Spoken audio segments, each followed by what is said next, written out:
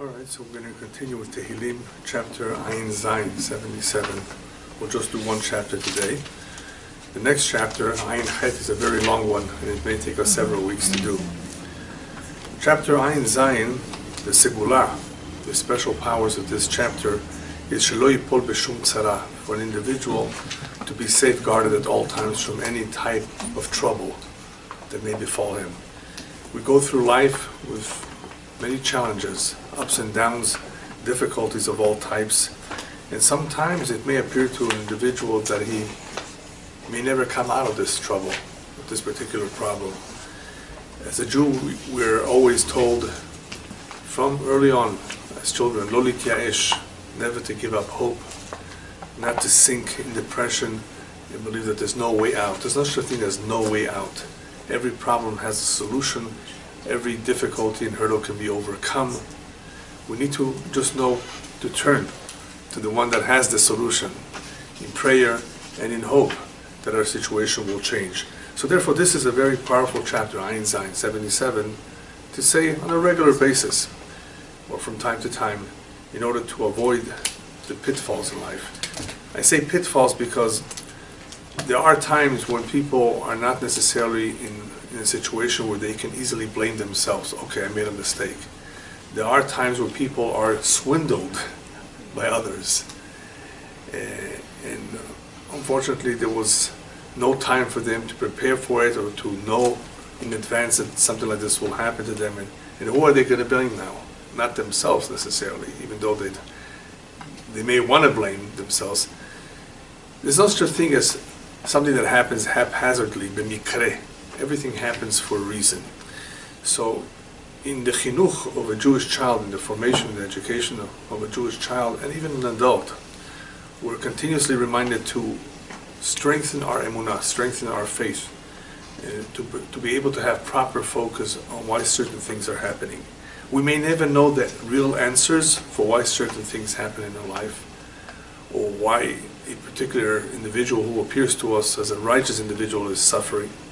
We may not have the answers, but it's okay. We can continue to live as long as we realize that there is a purpose to everything, there's a reason behind everything, and that God willing, sooner than later, that situation will improve. Either the person will recover from the illness, or he will come out of jail, or he will hopefully be able to find his zivug, his soulmate, or his financial situation will change for the better, or the neighbor who's been giving him a hard time will disappear, or will move. There are all kinds of situations. That is why it's very, very good. It's a good idea to try to understand the Tehilim that we say. It's important to read it, to say it on a regular basis, but also to understand, because how are we going to find any solace? How are we going to be reassured and strengthened by these words if we don't understand what he's saying?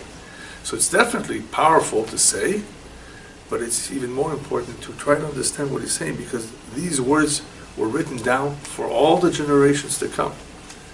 And as you're going to see in chapter 77, it is prophetic.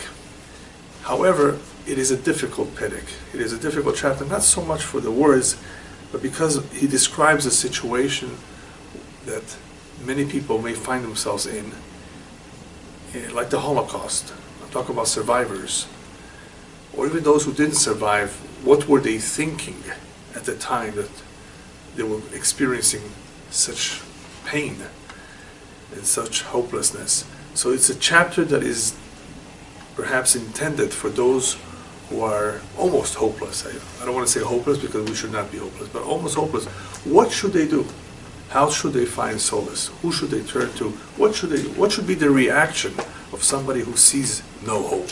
Even though we're told not to be hopeless, but what should one do? Should he just hope? I mean, is that the answer? So this is what chapter 77 is all about, in telling us, describing to us in detail that there are such situations that some people will go through, that the Jewish people as a whole will go through in the long diaspora. And what should we do? How should we deal with it?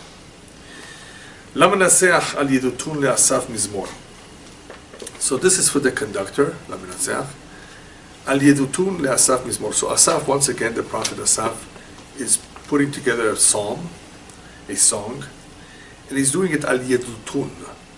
Some say yedutun is a musical instrument. But according to the commentaries, yedutun is implying that this chapter deals with many, many troubles in the future that will be associated with the various religions that will come forth after the destruction of the second Bait, the second temple. Because after the destruction of Bait Sheni, that is when you have the emergence of Christianity, and a little bit later on, Islam. And even though these were monotheistic religions, somewhat monotheistic, right? Still the Jewish people, being monotheists themselves, suffered in their hands. So he's predicting, he's seeing the future, that there will be tzarot associated with yedutun, with datot shonot. Yedutun meaning datot. Various datot, religions, or gzerot, decrees, associated with the various groups that will be around after the Second Temple era, during the very, very long diaspora, called Galut Edom, the exile of Edom. So he's looking at this long Galut, and he says, because it's so long, so much will happen. It's not like Galut Bavel that lasted for 70 years. It's not even Galut Mitzrayim, which was tough, but Egypt was 210 years. And even of the 210, not all of the 210 years were so hard. Only the last 86 or so were very difficult. And here we're talking about 2,000 years almost. Hopefully it's the end already. That will involve 2 world wars. Imagine, not just for the Jewish people, for the world. The world will experience tremendous war. So he's talking about that time, Galut Edom. Koli el Elohim v'tz'aka koli el Elohim v'hazin elai. So he wants to raise his voice to Hashem, to God, and to cry out, Etz'aka.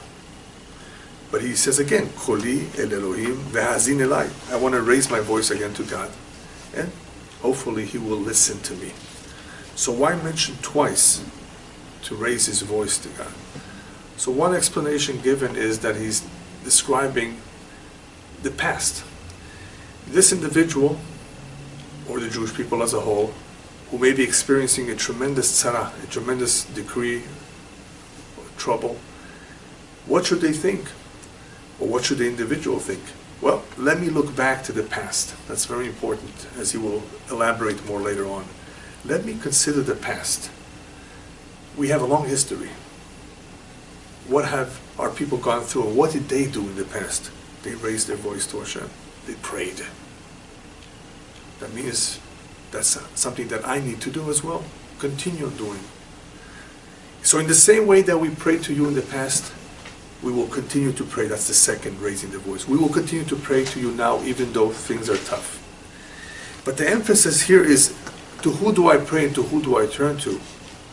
El Elohim, to God. Not to angels, not to any other powers, to God directly. When we go to the cemetery, we are reminded, you're not going to pray to the dead, God forbid. You don't pray to human beings.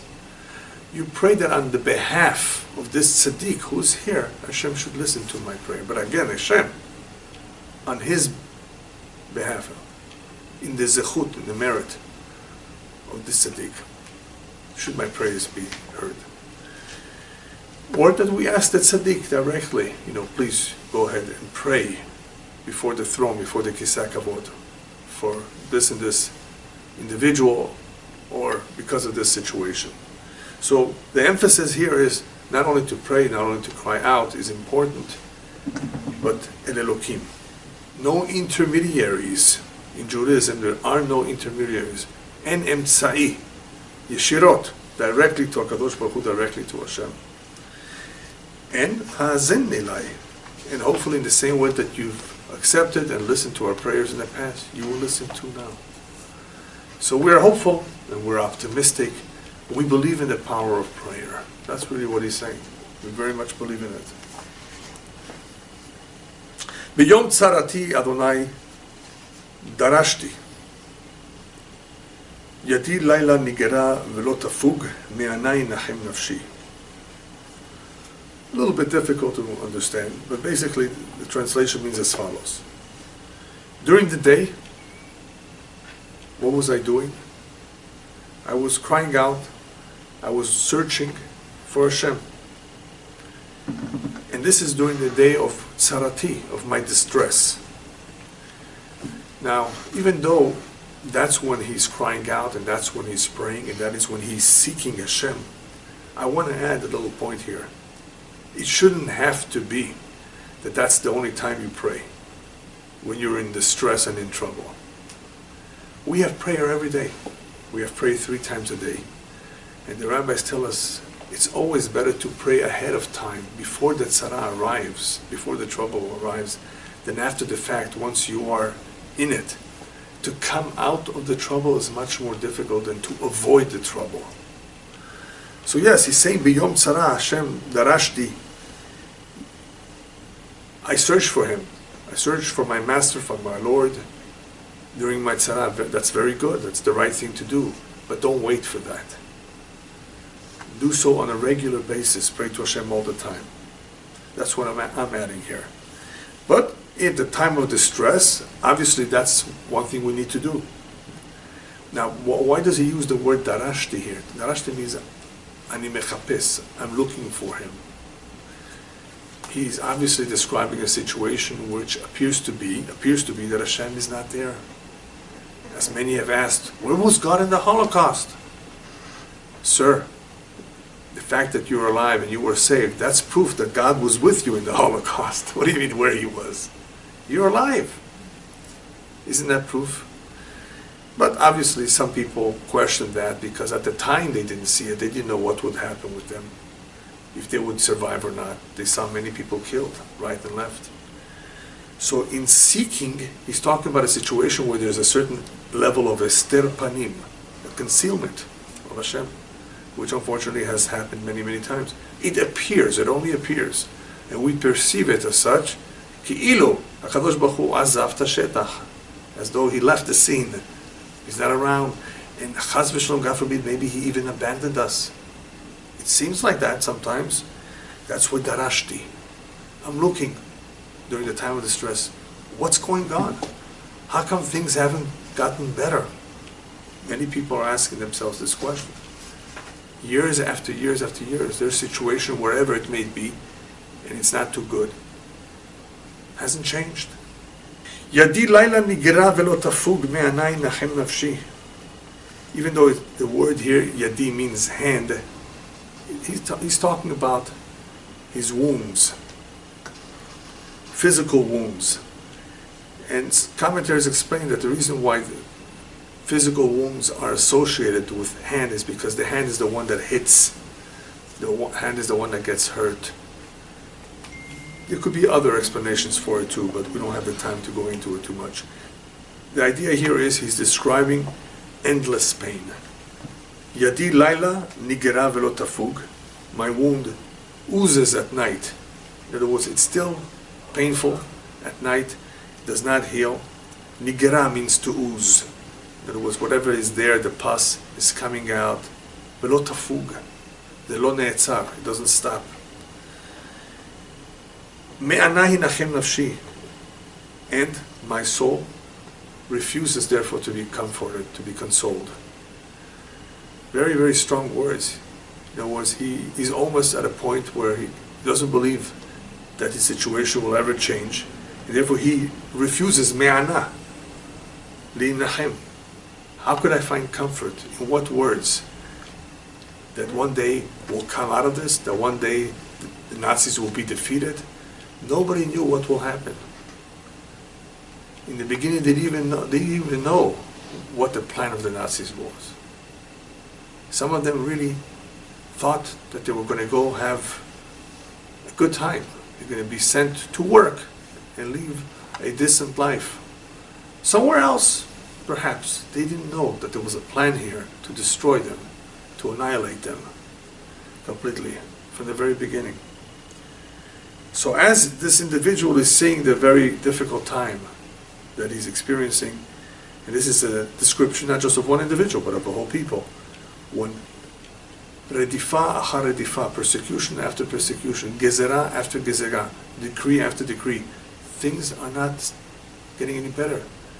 They're not relenting, the goyim. The enemy is continuously oppressing us. So what's going to be? My wounds are not healing. He says, Nigera velo tafug. Therefore, how could I be comforted? Oh, you know, one day Mashiach will come. You think this is going to help? So what am I going to do? At this time, at this point, the Navi says, Eskera Elohim ve'emaya. I'm going to remind myself of God. Even though I don't see a way out, I think it's almost impossible that things will become any better. It has to be a clear, open miracle for things to be any different. So what will I do? Well, Eskera. I will remind myself of God. And when he says to remind himself, he means to go back in time and think a little bit about the experiences that others have had, the Jewish people as a whole have had with Hashem, the relationship. They once upon a time had a very good relationship. Vehemaya. Vehemaya means I will moan. That's the literal translation. Does everybody here know what to moan means? It's to cry silently, in a sense, to feel bad about the present situation, because what we're doing is we're comparing ourselves now to how things were in the past, that they were better. So vehemaya, yes, go ahead and feel bad. That you can do. That's perfectly acceptable. But it doesn't stop there. What are you going to do about this now? Hasicha v'tit'atev ruchi sela. I will begin to talk to Hashem, to converse with Him, to try to figure this out. And I will be, tit'atev ruchi sela is a way of describing humbleness. I will bend down. I will bow my head. It's a description of a person who feels lowly. In other words, as a result of where he is right now and where he was in the past, in a much better place, in a much better situation. Tit'atef ruchi sela, forever I will be humbled by the fact that this is the way things are today. Once upon a time we had a Bet HaMikdash, we had a temple. Once upon a time we had open, clear miracles. The love of Hashem to us was open, was clear. So I need to be humbled, not angry. So if anything, the immediate steps that I need to take in dealing with this distress, with this trouble, is not to complain, definitely not to complain to Hashem, where are you and how come this is happening and I don't deserve it, things of that nature. No. If anything, I have to remind myself of Him, remind myself of what He has done in the past, and to feel bad, Maya, to moan about it, but also asicha, to talk to Hashem. What is the purpose of talking? Talking can involve several things. It could be prayer, it could be pure conversation, it could be meditation, in a sense, because of if one meditates quietly, it's a form of talk as well.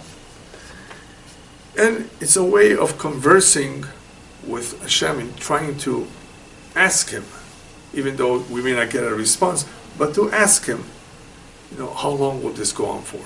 So it is a form of communication with Hashem. That has to continue.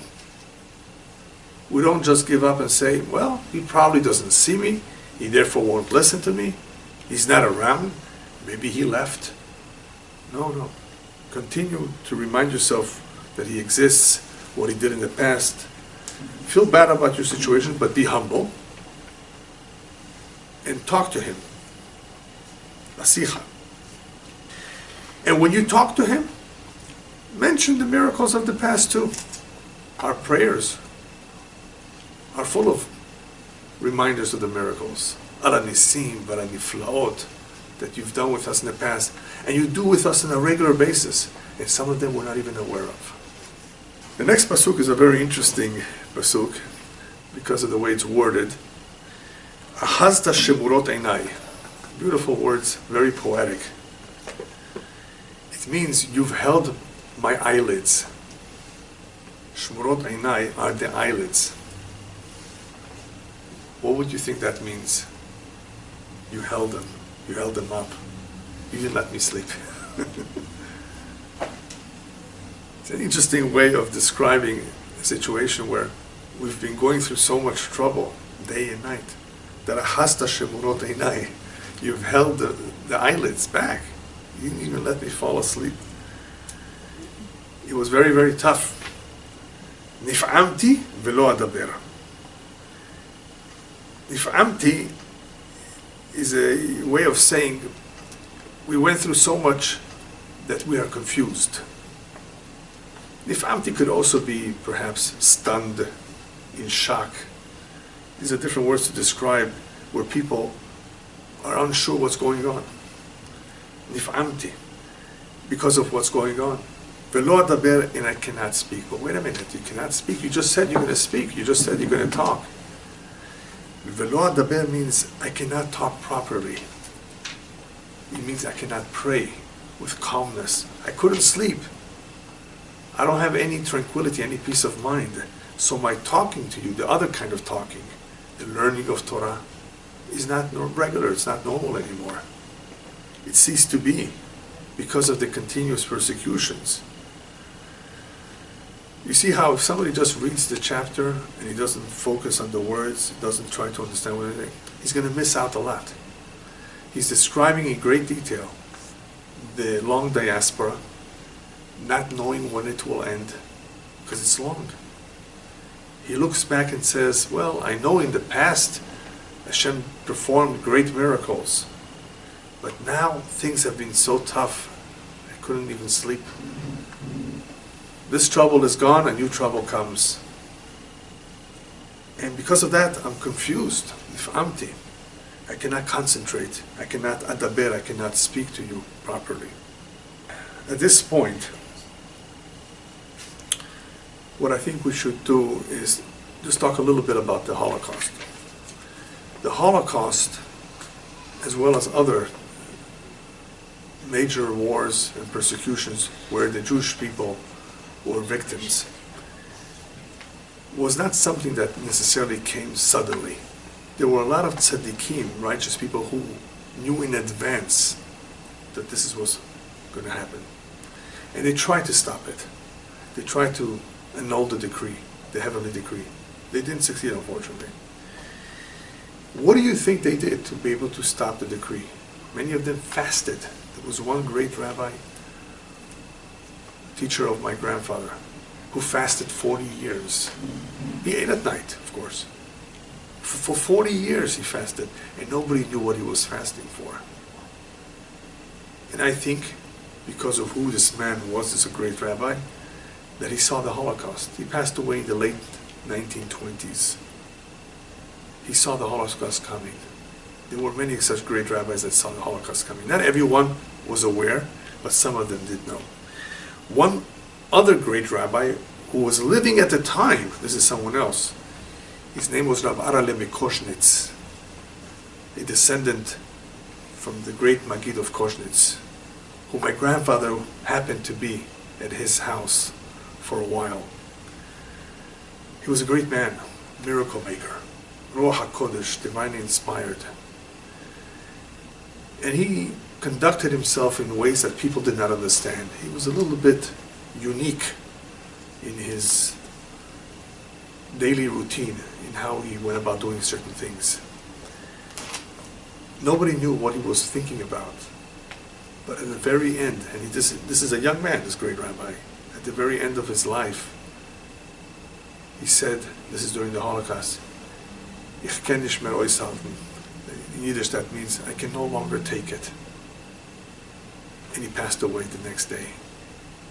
In other words, he saw that the terrible decrees were going to continue for a number of years, And he probably saw that millions of people are going to lose their life in such terrible ways that we have never known from the past. Through gassing, executions, cremation, all kinds of ways. Terrible. So he saw this probably. That's why he said this, I can't take it anymore because there's nothing I can do and I would rather not be alive and see this happen. If I can't do anything about it, then it's useless for me to be around. And I guess he asked Hashem to take him. So, velo adaber. There's nothing more that I can do perhaps when I see the situation. I'm sure people were saying Tehilim all the time then. Prayed to Hashem day and night, and they didn't see anything change. Things got worse by the day. So I decided to do the following, to go back in time, to analyze the history of the Jewish people, and to look back at the olden days, at ancient years, Shnot Olamim. And Eskera neginati balayla im levavi asicha v'echapes ruchi. I would remember the music, the song of the past. In other words, the past where we were able to sing to Hashem, to pray to Hashem. The shuls were full, the synagogues, or if we're talking about the temple, how there was a beautiful service going on with the Kohanim, the priests, and the Leviim. So Eskera neginati balayla, either as a nation as a whole or as individual. I looked back in time and I remember the good days. But right now, what am I left with to do? Im levavi asicha, talk to myself with my heart. Meditate. V'echapes ruchi, and my spirit searches. Very interesting words. My spirit searches and I talk with my heart. Here he begins to say that I'm going to attempt and do my best to try to figure things out, even though I can't. It's important to realize that you're allowed to examine your deeds. You need to examine your deeds. Perhaps we did something wrong. Somebody who sees that he's in terrible tzarot, many terrible things are happening to him. The rabbi said, Yefashpesh b'ma'asav. He should examine his deeds. Will you ever be able to figure it out? Not necessarily, but maybe yes. Now, if it's a big, big question mark about the Jewish people, you for sure will not know everything there is to know. Hanistarot l'Hashem Elokeinu, the mysteries only Hashem knows. And it's not our job to try to figure Hashem out. We will never succeed in doing that. But what pertains to us, we may be able to figure it out, and we should examine. So that's what he begins to do. Let me think. When he says, let my spirit search, let my intellect begin to analyze as best as possible the situation.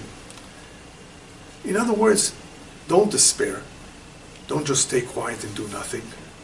Do something. What can I do? Well, we said the importance of prayer. That should continue. Hashem exists. Yes, he once existed. Then why should I think he's no longer around? That's how he's beginning to take apart this agonizing situation that he's in, by thinking. Not by reacting emotionally to the situation, but by stopping and thinking. Now, this is very difficult to do when people are really, really in trouble, in pain, but we need to do that. Otherwise, people sink in depression and they have a hard time coming out of it, and it's very difficult to encourage them, to give them direction. Things look bright in the future. How do you know? Well, let's first look at the past. Don't you remember that in the past there were open miracles? That's what he's going to say soon. These miracles can happen again. Who's to say not? Well, I don't see them now. Okay, right now, but not perhaps later. So therefore, talk to yourself, meditate, think about it, and begin to analyze the situation a little bit deeper. What is the ultimate goal of this analysis, the ultimate goal is that maybe it's my fault and not Hashem's fault. Maybe the fact that I don't see Him is because there's something wrong in me. Maybe I did something wrong. Maybe we, as a whole, the Jewish people, did something wrong. So, how come we didn't think of that first? You know, somebody says, where was God in the Holocaust? Sir, did you look at the Torah? You know, if you learn the Torah says that this will happen, and it even tells you the reasons for them, for the Holocaust and decrees. Did you learn the Torah? You're asking a question. Did you look for the answer? The answer is in the Torah, partially. Not the entire answer, the entire explanation of every event. But generally speaking, when something so terrible happens, so difficult, so painful, on such a large scale, well, guess what? There's something wrong with us. Why hasn't Mashiach come yet? That's part of his questions. Why is the Galut so long? Yes, that's a good question. But did you think about it that perhaps you're doing something wrong? That's where he's headed. So one has to prepare himself to analyze the situation, to continue to pray to God, to continue to be hopeful, to realize that the past was a beautiful relationship with Hashem. Miracles did occur, and miracles can still occur. He had listened to our prayers in the past, and he can listen now too. There's no real change in him. There's a change in us. And that's where he's headed. So therefore meditate and think about it. Examine your deeds, perhaps you're at fault. Okay, now let's talk about Hashem. You really think Le'olamim Yiznach Adonai? You really think that he will forsake us forever? V'lo yosif lirtzot od? And he will never more become appeased? I'm using a different tone than he is. He is like begging Hashem, are you going to forsake us forever? How long can this go on? I'm changing it a little bit. Using a question. You really think God will forsake us? Because that's the reality. The reality is that it may appear to us one way, but it's not true. If you were to look at all the books that the prophets wrote, that were documented, you know, we had many, many prophets. Only those that are for future generations were documented. In other words, they contain information, valuable information for us. That's why those prophecies were documented. We have the prophecies. We don't have the prophecy of all the thousands of prophets, because they didn't pertain to future generations. They pertain to their time. Those that pertain to our times, to the end of days,nichtevu ledorot, they were written down forever. So, in looking at the long diaspora, is it still possible Mashiach will come? How long will this last? The other galuyot, the other exiles did not last as long. So what's going on different now? Is it possible that Hashem has abandoned us forever and will no longer be at peace no matter what we do? Is that a possibility? The next pasuk says a similar thing. Has his kindness finished? No more. There's no more kindness? Is that possible that Hashem's kindness no longer exists? Gamar omer ledor vador. He sealed our fate. He sealed the decree for it never to be changed. Is that possible? Could that be a possibility? You know what? Right now, 5-6 years of Holocaust, especially for Polish Jewry. The Hungarians and the Romanians only suffered for about 1.5 years. 1944 they were taken to the camps, depending from which area. Some more, some less. Polish Jewry and Lithuanian Jewry and some of Russian Jewry, they suffered for many, many years. That's where the Germans first attacked. So imagine somebody going through this for years, several years. Is this going to be forever? Hashem is no longer going to be kind with us. He's no longer going to be appeased. Hashachach chanot el.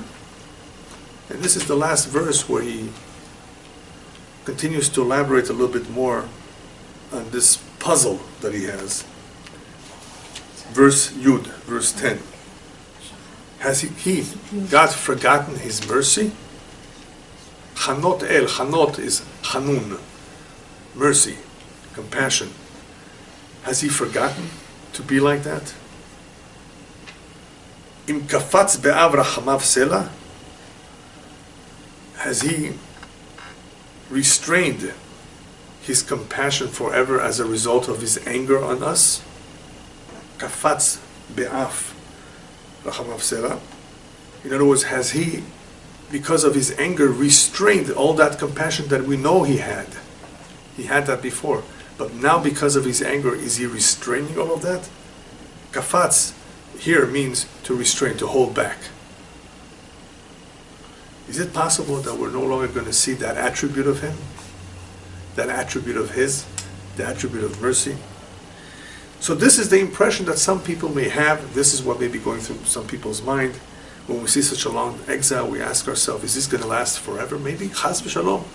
What we were told, we were promised, may not come true. God forbid. Is that possible? No. It's not what some people may think or claim. Now he begins the response. Va'omar. And I said, Chalotihi. It's my illness. That's one translation. Chaloti from the word machala. Chalotihi, Hashem has done what he has done because the change occurred in me, not in him. What change? Shnot Yemin Elyon. There was a change in our connection to his right hand. The right hand of Elyon. Right hand of Elyon? Yeah. In other words, there was a change from the time we received the Torah, Mipi Elyon, from above, with his right hand. It is we that brought about this change in our comportment, in our behavior. And as a result of that, our relationship has changed, so it's our fault. It's very interesting that he uses the word Yamin here, the right. The right hand, the commentary says, is with which Hashem gave us the Torah. So here, what has happened? We have deviated. Satinu mi'aderech. We have deviated from the path of Torah mitzvot. Very simple. So chalotihi. In other words, it's our illness, our becoming the way we've become, very distant from him, that has brought about this change. A change in us and not a change in him. But why Yamin? I was thinking my own explanation that perhaps Yamin also is relating to Chesed, because the right hand is the hand of Chesed. So here, even though we're talking about the Torah, that there's a change in us. Unfortunately, there's a lot of Jews today who, because they have been deprived of a Jewish education, it's not entirely their fault. Don't even know what it means to be Jewish.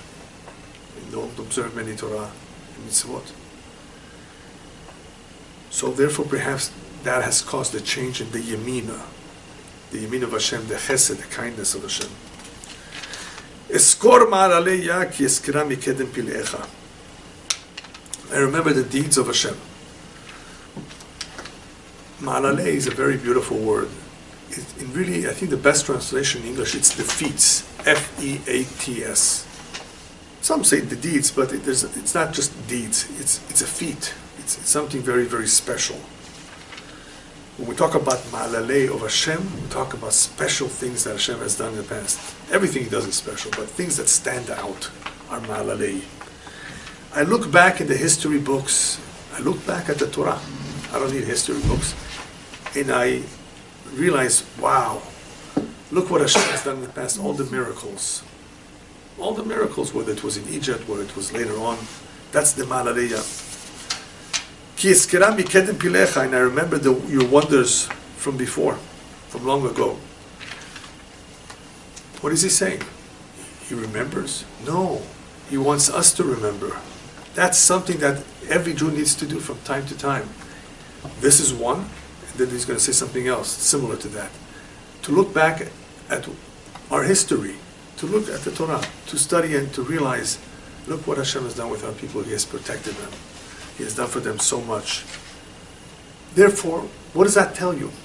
It can't be that he forgot us. And by the way, don't you know what the other prophets say? There's a famous prophecy that says,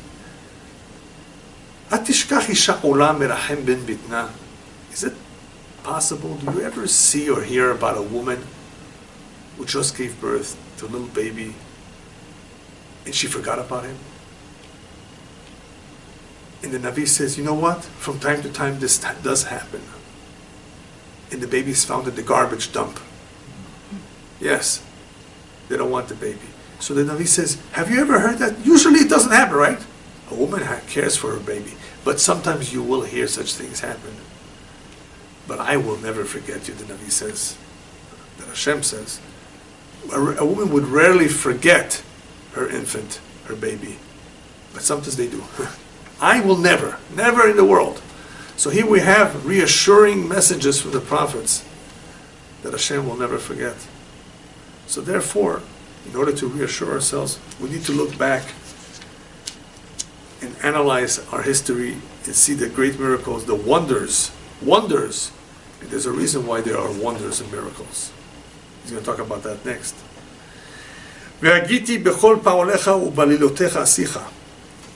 And I meditated on all your works, all that you've done, all your actions. And I speak about your deeds. How is this any different than the miracles of the past? Here, the idea is, as the rabbis tell us, very important from time to time for a Jew to realize the beauty in the design of creation, the beauty in the design of the human body, because this will also strengthen his emunah. He says, look what Hashem has done for you. Look how your body functions. You know how the kidneys work? It's an incredible refinery, the kidneys. But we don't know, unless you study the anatomy. And even then we don't know. But if you study the anatomy of the human body, it is impressive. That's the least I can say. Impressive, incredible, how solids are removed from liquids, how the waste is eventually expelled from the body. So much goes on in the human body, we don't even realize it. Think about these things from time to time. Ve'agiti bechol pa'olecha. And that's what I did. I looked around and analyzed all your actions, all that you have done. In other words, within our lives, within the world, the physical world. Besides the wonders and the miracles. And I talk about alilotecha, and I talk about all your deeds. It's important to talk about deeds. So what is he saying now differently? Any Holocaust survivor is really obligated to talk about his miracle. What happened to him? You know how many Jews were saved in miraculous ways? Don't take it for granted that this was just a chance. No. Stories of people who had a dream, from dreams, of a mother or father or grandparent coming to them and telling them, go to this house, wait there for the night, then the next morning go out and continue. There were stories of people who were thrown into a pit, and then others who were shot fell on them. And as soon as it was dark, they crawled out of that grave, out of that pit, from underneath all the dead bodies on them. Miraculously got saved. The bullet missed them. The gun jammed. And I'll share with you one little story. There's so many. There was once a woman during the time of the Holocaust that was trying to fetch some extra food. You know, they barely were fed. And she found, I think, some potato peels. And to her, that was a luxury. But the fact that she grabbed something from the garbage angered the Nazi guard. And he saw her. And he said to her, you know, I can shoot you right now for what you did. But I'll make a deal with you. And he wanted to make fun of her, of course. That was the intent of the Nazi. I have one false eye. If you can determine which one of my two eyes is a fake one, a false eye, I'll let you stay alive. If not, if you make a mistake, I shoot you on the spot. She looks at him and she says, the one on the right. Yes, you're right. How did you know? That's the only eye that's looking at me with some compassion. The fake one. Yeah. Anyway, just a small story of a miracle and how somehow this guy decided to give her a chance. Go figure this one out. Balilotecha asicha. It's important, it's incumbent upon survivors, upon people who went through miracles, to talk about it. Not just from the Holocaust. Any miracle that you had, make a kiddush, make a seudah, a meal of thanksgiving to Hashem. We don't bring sacrifices today, we have no temple. Do something, especially if it was a great miracle. You went through a major operation, major car accident, something terrible. You got out of it. Make a seudah, thanksgiving, and balilotecha asicha. Talk about it and share it with people. That will in turn strengthen their emunah as well, their faith. Before we continue, just want to remind you that Moshe Rabbeinu himself says in the Torah that as a Jew, ask yourself, ask your father, ask your grandfather, has there ever been a people like the Jewish people to whom God spoke directly, that survived against all the odds, that witnessed Matan Torah and Har Sinai? Look at the history of religions and you won't find any religion that can make that claim, because it's impossible. So Moshe Rabbeinu tells us, if you have any doubts, just ask. Begin to ask questions. One who does not ask, he will never have an answer. He will live his life full of doubt. Chaval, what a shame. So therefore, analyze the situation, study the Torah. If you have questions, ask people who may have the answer. And you will realize the next pasuk, Elohim b'kodesh darkecha. Hashem has done many, many wonderful things that we may not understand, but it's b'kodesh. It's in sanctity, to sanctify His name. So what happens in the world in the end is lema'ancha, for your sake, to sanctify you. Mi el gadol ke Elohim, who's as great as you? In other words, what has happened in the history of mankind, but it's more so what has happened to the Jewish people, are miracles that can only be explained because of a God that exists and is great as you. Otherwise, these things are not possible for human beings to accomplish, to do. So when we look at our history, we see, Kodesh Darkecha, that what you did was for your sake to sanctify your name. And the fact is that no one else could have done something like that except for you. So here we have an individual again who's beginning his day with a tzara. He's unfortunately in a very, very difficult situation. And he's saying to himself, yeah, God did not abandon us. This is a great God. Only He can do all those miracles. It's impossible that He's just disappeared. Perhaps it's my fault. After all, analyze closely, look back at all the miracles. They're miracles. They're not normal things. They're miracles. As he continues on to say, Ata ha'el oseh fele, hodata ba'amim uzecha. You are the God who works wonders, and you make your might known even amongst the nations. Ba'amim, even they realize by now, many of them, that there's a God in the world, that miracles happen. It's not just a claim that the Jews make. Many people in the world have come to that conclusion because you've let them know. They have seen it, they heard about it, they are convinced about it. You still have people who deny that there's a God, unfortunately. But there's a lot of people who actually concede that there has to be a God. Otherwise, how do you explain a miracle? Some doctors who have seen people recover in a miraculous way, what will they say? Oh, this is a medical miracle. A medical miracle. No, sir. This is a miracle from God, not a medical miracle. But they don't believe in that. So they use the word miracle, they borrow it to explain that this is something yotzeh min haklal. This is not something ordinary. This is not in the books. It's called miracle. Yeah, but what is it? Oh, it's a miracle. Something that does not happen all the time. No. It's from Hashem.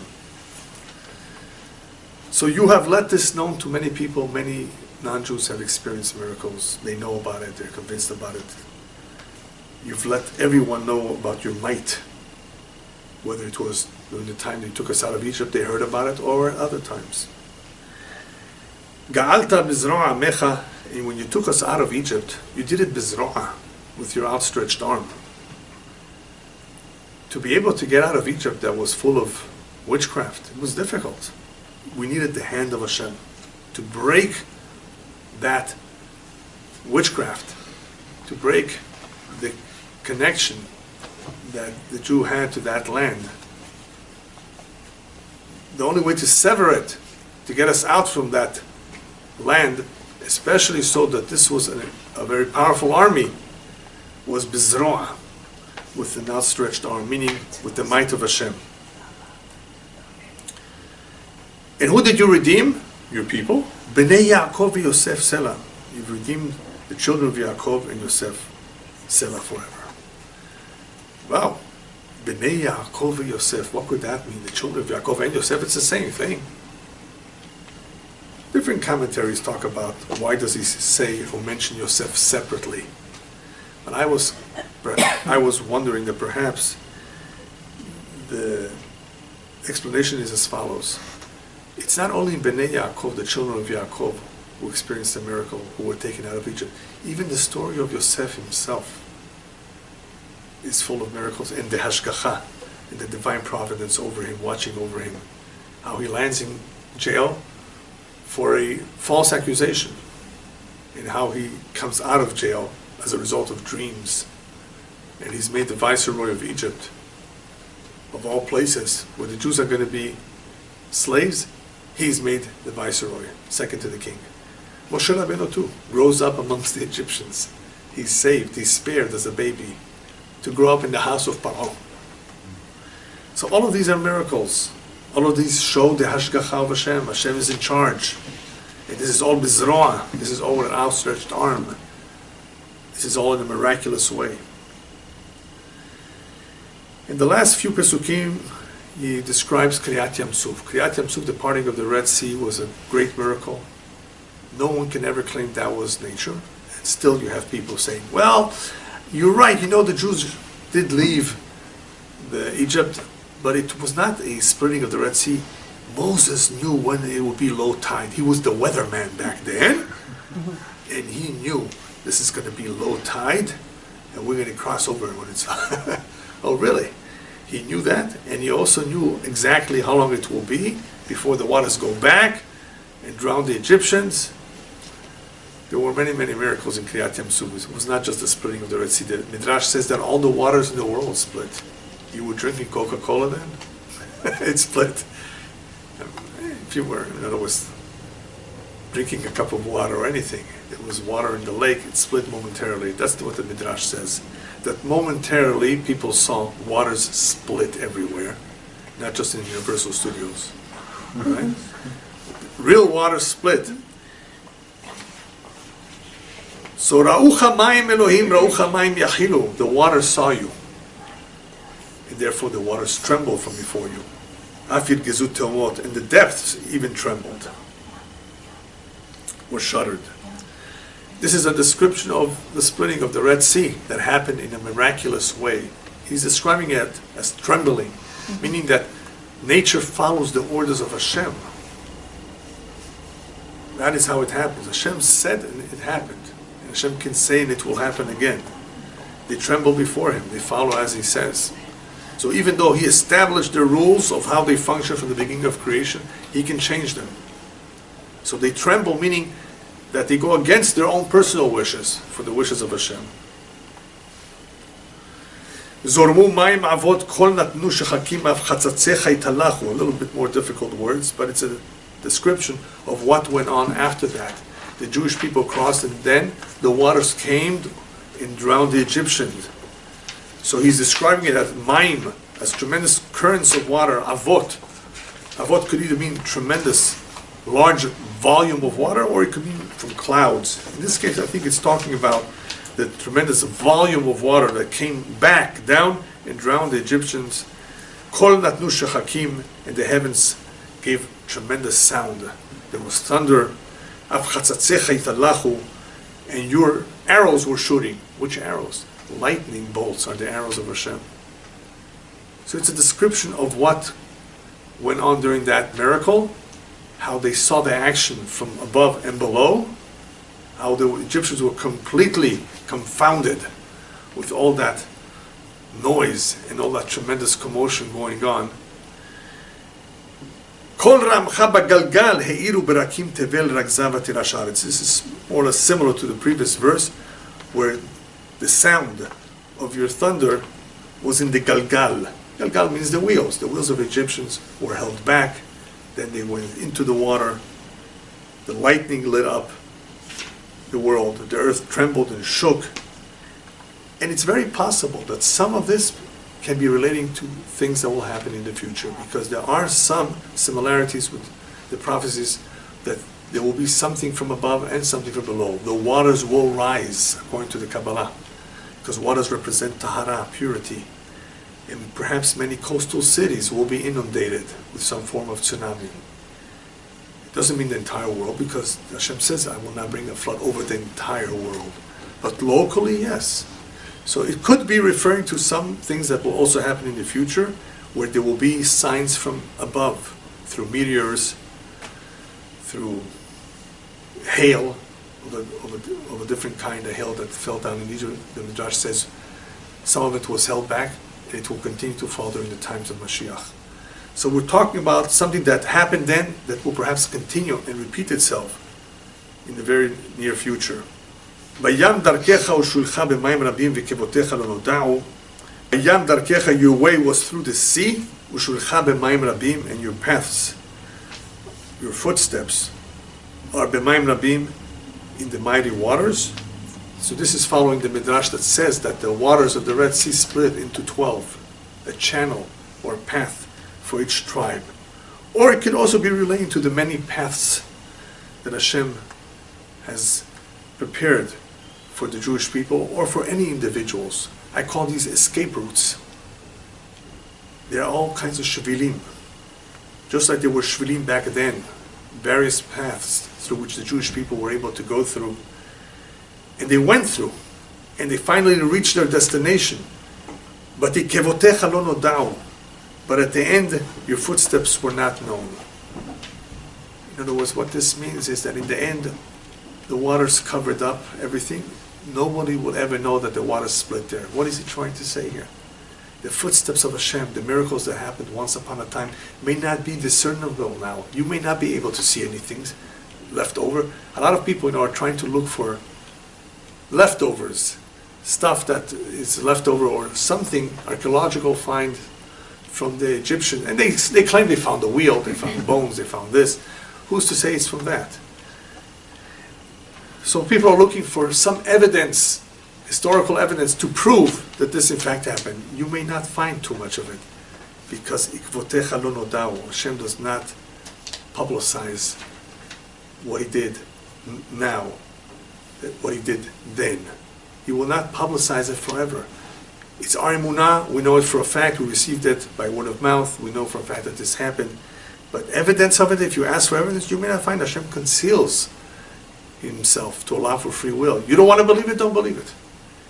His paths that he formed once upon a time for people to leave Egypt, paths that he prepared for people to leave jail, any shvilim, those paths covered and concealed. If you want evidence, you may not find it. But if you want to know for a fact that this happened and that this can happen again, just look at history. Just realize that it's the same Hashem. If anything changes, we changed. And the last pasuk, Nachita chatzon amecha biyad Moshe ve'Aaron. You led your people like a flock by the hand of Moshe and Aaron. Beautiful pasuk that talks about how Hashem has been a shepherd throughout the history. You led them as a flock. Sheep need direction. They need a leader. They need somebody to protect them from the 70 wolves, as the Midrash says. And it's not the shepherd with a stick that can drive away so many wolves. And it's not the little sheep who has the courage or the strength to do so. It's the shepherd above. It's HaKadosh Baruch Hu. He's the one that did so in the past and used the leaders of Moshe and Aaron, used Moshe and Aaron as our leaders, as our guides to come out of Egypt and to instruct us, to teach us. And the same thing right now. He has leaders in every generation, people that serve as our guides, and soon he will bring about Mashiach, who will also be the leader and the leader of the world. Amen. Commentaries tells us, they add that the word Nahita is notrikon. It also is an abbreviation. In the words Nahita, which are 4 letters, you have Nun that stands for Nisim, miracles, Chet that stands for Cherut, freedom, Yud that stands for Yemino, his right hand, and Tav that stands for the Torah. Wow. It's always been Hashem behind the scenes, whether it was giving us the Torah, whether it was performing the miracles, or it was setting us free, and it will be Hashem once again when He brings about the Mashiach, the Geulah, the final redemption. Amen. Amen.